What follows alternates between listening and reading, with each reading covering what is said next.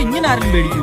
പോലീസിനെ കാണുമ്പോ ഞാൻ ഓടുന്നെങ്കിൽ അതിന്റെ തക്കതായ കാരണമുണ്ട്. ബസ് സ്റ്റാൻഡിൽ വെറുതെ നിന്ന് എന്നെ ജീപ്പ് കയറ്റിക്കൊണ്ട് സ്റ്റേഷനിൽ കൊണ്ട് കുറച്ചേരം നിർത്തി. എന്തിന്റെ ആവശ്യം?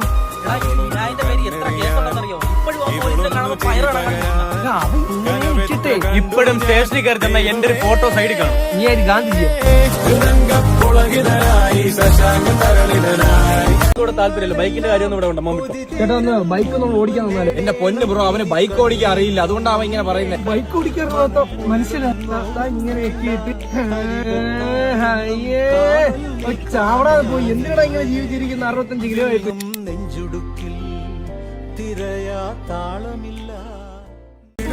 ആവശ്യങ്ങളൊക്കെ കയ്യാടി ഞാൻ നോക്കുന്നു. എനിക്ക് തന്നോണ്ടേ ആർക്കും കൊടുത്തില്ല. നീ എനിക്കല്ലേ തന്നാ മതി. നീ ആര് ചോദിച്ചാലും സാധനം കൊടുക്കും.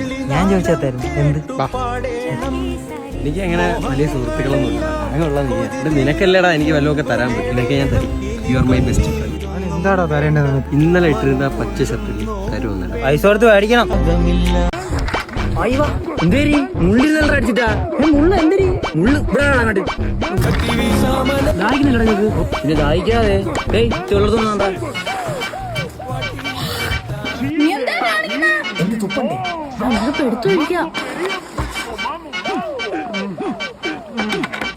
ഇതെവിടെ നടത്ത വെള്ളം സൂപ്പറുള്ളോടാ. ഇനി ഇവിടെ നിന്ന് എടുക്കല്ലോട്ടാ.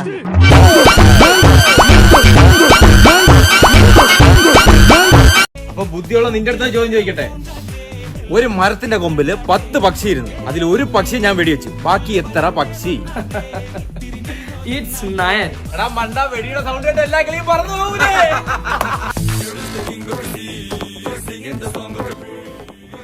ഈ ലോകത്ത് ഏറ്റവും കൂടുതലുള്ള പനി ഏതാണ്? ഈ മലേറിയ അങ്ങനത്തെ ഒക്കെ അസുഖങ്ങൾ. കമ്പനി. ലോകത്തിൽ ആദ്യമായിട്ട് തുരങ്കം ഉണ്ടാക്കിയതാണ് ഹാരപ്പൻ സിവിലൈസേഷൻ ആണ്. തൊലി പെരിച്ചാഴി.